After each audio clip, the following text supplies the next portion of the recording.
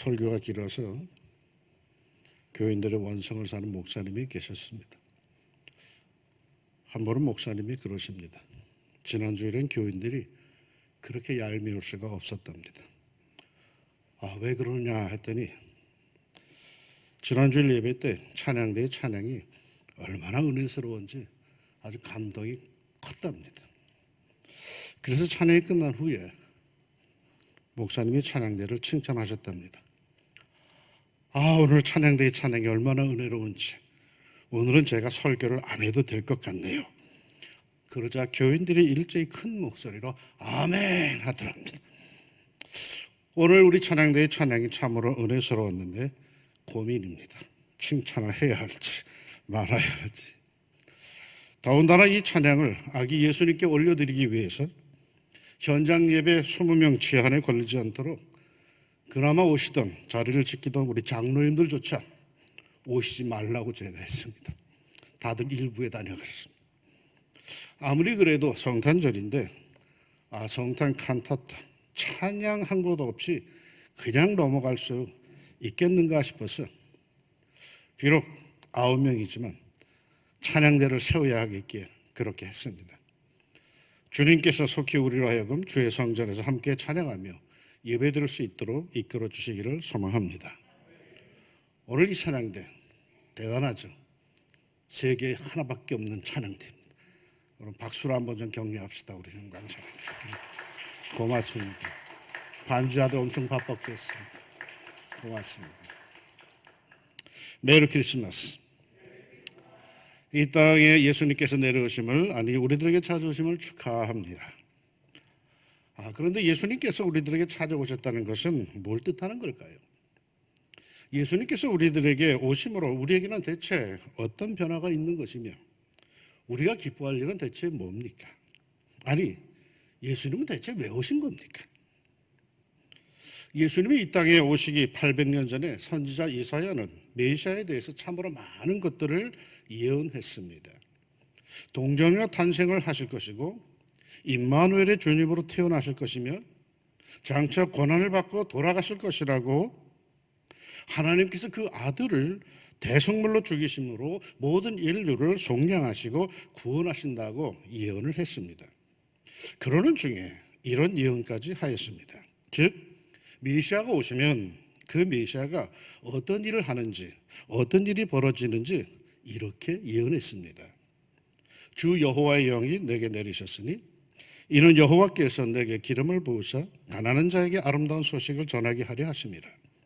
나를 보내사 마음이 상한 자를 고치며 포로된 자에게 자유를 갇힌 자에게 노임을 선포하며 여호와의 은혜의 해와 우리 하나님의 보복의 날을 선포하여 모든 슬픈 자를 위로하되 무릇 시온에서 슬퍼하는 자에게 화관을 주어 그 죄를 대신하며 기쁨의 기름으로 그 슬픔을 대신하며 찬송의 옷으로 그 근심을 대신하시고 그들의 의의 나무 곧 여호와께서 심으신 그 영광을 나타낼 자라 일컬음을 받게 하려 하심이라. 예수님은 한마디로 가난한 자에게 아름다운 소식을 전하기 위해서 오셨다라고 합니다. 아름다운 소식이 뭘까요? 예수님은 마음이 상한 자를 고치십니다. 포로된 자에게 자유를, 갇힌 자에게 노임을 선포하십니다. 하나님의 은혜의 해와 보복의 날을 선포하여 슬픈 자를 위로하십니다. 특히 시온에서 슬퍼하는 자에게 죄 대신 화관을, 슬픔 대신 기쁨의 기름을, 근심 대신 찬송의 옷을 입히십니다. 무슨 말일까요? 쉽게 말해서 어둡고 우울하게 살던 이들로 하여금 변하여 하나님의 영광을 나타낼 자, 기쁨과 감사에 겨운 그러한 삶을 살게 하신다라는 뜻입니다. 그래서 메시아가 오심으로 인간에게는 모든 슬픔이 사라지고 대신 기쁨과 찬송이 넘쳐납니다. 하나님이 인간을 창조하신 원래의 목적대로 그리 살게 하시는 겁니다. 불교에서는 인생을 고해라고 하죠. 고통의 바다라고 합니다. 그러나 우리 하나님은 그러지 않으셨습니다. 하나님은 고생이나 실컷 하라고 인간을 지으신 게 아닙니다. 우리는 나그네의 길을 살면서 여러 가지 어려움과 고난을 실제로 겪습니다. 실제로 이 땅에는 아픔, 상처, 고통, 갈등, 가난, 병이 있습니다. 그래서 때로는 사람들은 말이죠, 그래 이렇게 살다가 죽으려니 하고 체념하면서 견디지만은 하나님은요 원래 우리에게 그렇게 살라고 말씀하시지 않았습니다. 하나님은 우리가 굉장한 축복과 기쁨과 환희에 들떠서 살도록 허락하셨습니다. 하나님은 우리가 서로를 바라볼 때 멀뚱멀뚱 바라보도록 원하신 게 아닙니다. 생각만 해도 가슴이 벌렁벌렁할 정도로 그렇게 따뜻하게 아름답게 살라고 하셨습니다. 인생은 눈물바다요 고통의 세계요 빨리 벗어나고픈 그런 것이 아닙니다. 인생은 살아볼 만한 곳이요 하나님께서 축복해 주신 것입니다. 그러게 인간의 손길이 닿지 않은 이 세계 곳곳에 가보면요 너무 아름답다는 감탄이 절로 나옵니다. 그런 감탄하며 살라고 하나님께서 이 세상을 만드신 겁니다. 그런데 인간이 타락함으로 인해서 그런 기쁨을 다 잃어버렸는데 감사하게도 이제 메시아가 오셔서 이 기쁨과 환희를 우리에게 다시 회복시켜 주시는 겁니다. 그래서 이제는 이렇게 살아야 정상인 것입니다. 항상 어떻게 하라?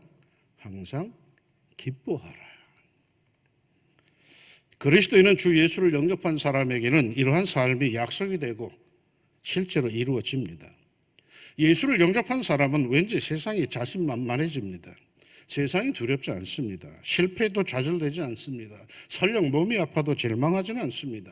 예수님이 자신의 삶 속에 확실히 있는 사람에게는 현실을 초월하는 어떤 그 평강과 기쁨이 있습니다. 이거는 말이죠. 내가 쟁취하는 거 아닙니다. 내가 노력해서 얻는 평강이 아닙니다. 이거는 예수님이 주시는 겁니다. 요한복음 14장 27절에 평안을 너희에게 끼치노니 곧 나의 평안을 너희에게 주노라. 내가 너희에게 주는 것은 세상이 주는 것과 같지 아니하니라. 너희는 마음에 근심하지도 말고 두려워하지도 말라. 이건 예수님께서 그저 주시는 겁니다. 오늘 이 땅에 태어나신 우리 구주 예수님께서 그 따르는 사람들에게 주시는 것입니다. 믿으십니까? 저는 이거 믿습니다.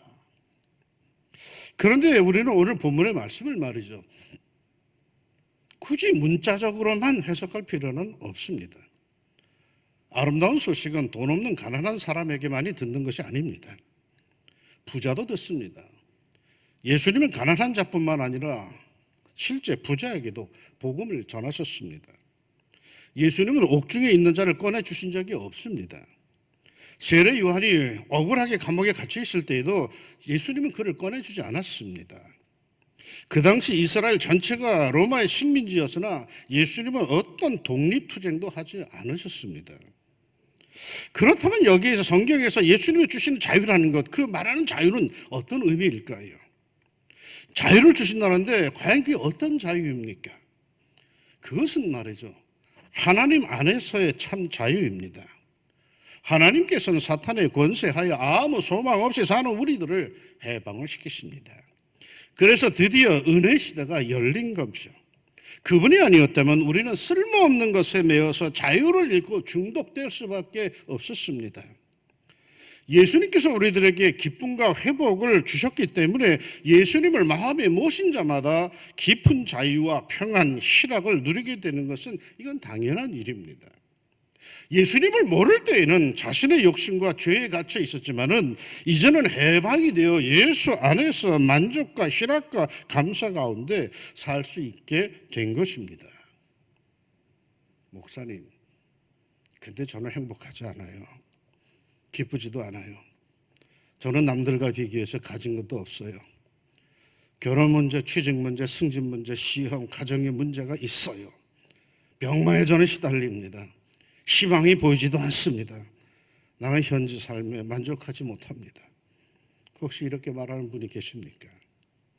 여러분, 분명히 아셔야 할 것이 있어요. 예수 믿는다고 해서 우리의 외적 상황이 당장에 좋아지는 거 아니에요. 예수 신앙은 도깨비 방망이가 아니에요.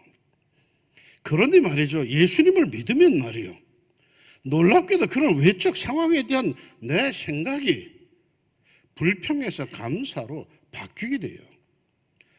담대하게 미래를 직시하게 돼요. 원하던 것, 갖지 못한 것에 대해 늘 불만이 많았고 이미 얻은 것은 당연하게 받아들였는데 예수님을 영접하고 그 예수님을 믿고 나면은 모든 상황에 대해서 감사하며 살아가게 됩니다. 그래서 성경은 이렇게 얘기하죠. 범사에 어떻게 하라? 감사하라. 나는 이 문제가 너무 답답해요. 이 문제만 풀리면은 나는 감사할 것 같아요. 이렇게 말하고 싶으십니까? 그 문제만 해결되면 행복할 것 같으십니까? 아닙니다. 제가 확언하는데, 확실하게 말씀드리는데 다음 문제가 또 기다리고 있을 겁니다. 산 넘어 산일 것입니다. 우리에게는 생을 마칠 때까지 문제가 계속 찾아옵니다. 우리는 하나가 풀린다고 해서 즐거워하거나 괴로워할 것이 아니라 그것을 이기는, 극복하는 법을 믿음 안에서 우리는 배워야 하는 겁니다. 장차 하나님의 나라에서 받을 축복과 영광을 생각하며 현재의 구차한 삶도 능히 이겨나가야 합니다. 사랑하는 여러분, 어깨를 펴고 당당하게 삽시다. 하나님께서 큰 축복을 주셨음에도 불구하고 의기소침하고 불안해하는 것은 그리스도인의 올바른 자세는 아닌 듯합니다. 비록 무화과 나무가 무성하지 못하며 포도나무에 열매가 없으며 감람나무에 소출이 없으며 밭에 먹을 것이 없으며 우리의 양이 없으며 외양간에 소가 없을지라도 나는 여호와로 말미암아 즐거워하며 나의 구원의 하나님으로 말미암아 기뻐하리로다. 이러한 하박국 선지자의 고백이 우리의 고백이 되어야 합니다. 내가 궁핍함으로 말하는 것이 아니니라. 어떠한 형편이든지 나는 자족하기를 배웠노니 나는 비천에 처할 줄도 알고 풍부에 처할 줄도 알아. 모든 일 곧 배부름과 배고픔과 풍부와 궁핍에도 처할 줄 아는 일체의 비결을 배웠노라. 이 사도 바울의 자세를 우리는 꼭 배워야 합니다. 사실 우리가 살아가는 이 땅에는 슬픔과 괴로움과 답답함과 한숨거리가 잔뜩 있습니다. 이전에는 오직 혼자서 이 길을 가야 했지만 그러나 지금은 나를 가장 사랑하시고 돌보아 주시는 선한 목자 예수님의 보호를 받으며 가기 때문에 그나마 기쁠 수 있습니다. 그리스도인이 정상적으로 신앙생활을 제대로 하고 있는가의 기준은 기쁨입니다. 여러분에게 이 기쁨이 항상 넘치기를 소망합니다. 재물이 주는 기쁨 말고요, 세상이 주는 기쁨 말고요, 우리 주님께서, 예수님께서 주시는 신령한 기쁨이 언제나 넘치기를 바랍니다. 바른 신앙생활을 하는 이들에게 주어지는 하늘의 기쁨과 샘솟는 평안이 여러분에게 풍성하기를 바랍니다. 오늘 말씀 결론도 결국은 슬퍼하는 자에게 화관, 꽃모자를 씌워주시고 죄를 뒤집어 쓰고 살듯이 비통하게 살았는데 이제는 희락의 기름으로 그 슬픔을 대신하고 찬송으로 근심을 날려버리고 하나님께서 복 주시는 사람답게 기쁨과 감사로 하나님께 영광 돌리며 살게 해 주신다는 겁니다. 예수님께서 이 땅에 메시아로 오신 것은 바로 이것 때문이란 겁니다. 그러므로 이 시간 그렇게 살지 못하는 사람들 솔직히 고백하십시오. 예수님은 아직 자신의 삶 속에 모시지 못함을 회개하십시오. 예수님이 자신의 삶의 주인 되심을 여러분 우리가 고백해야지 이 기쁨과 평강이 찾아드는 겁니다. 자기 혼자 자기를 규정하고 자기 고집 부리는 사람은 절대로 이 평강을 누릴 수가 없는 겁니다. 예수님이 적어도 내 삶의 중심에 이 보좌에 여기에 태어나셔야지만이 예수님이 주시는 그 기쁨과 평강이 내 삶을 주장할 수가 있는 것입니다. 그러면 정녕 이 기쁨들은 내 생에 허락하실 것입니다. 마국간 구유, 그야말로 말 밥통에도 태어나신 예수님이신데 내 마음 아무리 추하다고 예수님께서 외면하시겠습니까? 진심으로 마음 문을 열고 예수님을 영접 모셔드립시다. 메리 크리스마스. 왜 메리? 왜 즐거운 성탄절입니까?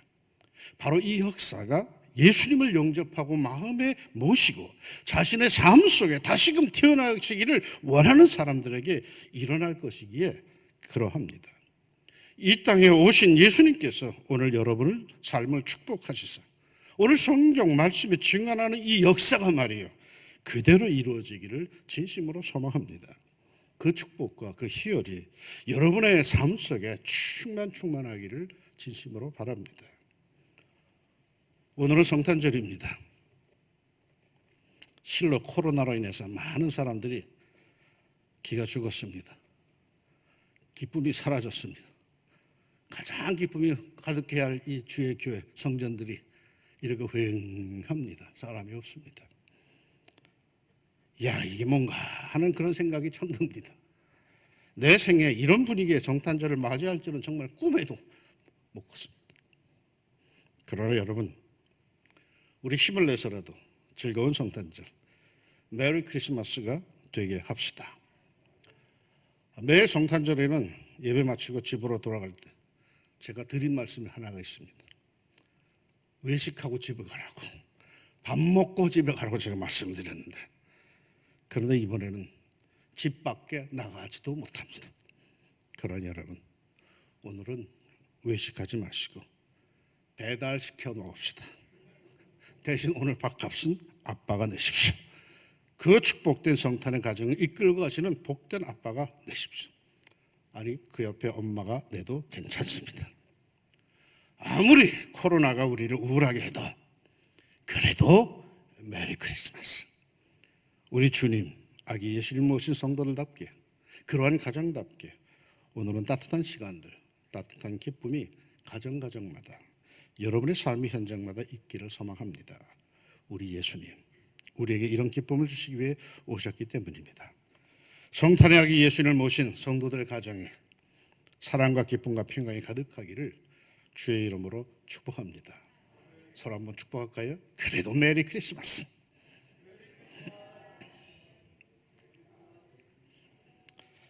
사랑하는 아버지 하나님, 그래도 메리 크리스마스입니다. 코로나 이 분위기가 우리를 짓누르고 있지만, 그야말로 교회는 텅텅 비어 있지만, 그러나 하나님께서 보시는, 하나님께 예배를 받으시는 이 전 세계에 있는 하나님의 자녀들, 이들은 하나님 앞에 지금 예배하고 있는 줄로 믿습니다. 우리 왕중가족도 그 가운데 있을 것인데, 하나님, 우리의 예배를 받으시고 우리의 마음을 받으시고 우리에게 메리 크리스마스, 메시아가 오시면 이런 축복이 있을 것이라 했던 그 모든 것들이 우리의 삶 속에, 우리의 가정에 그대로 이루어지게 하여 주시자 기쁨과 감사와 평강이 넘치는 복된 왕중가족들이 되게 하여 주시옵소서.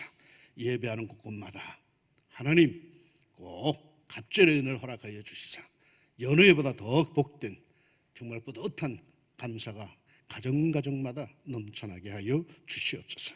주의 은혜의 역사가 모든 온누리에 내려오기를 원하옵고 예수님의 이름으로 기도합니다.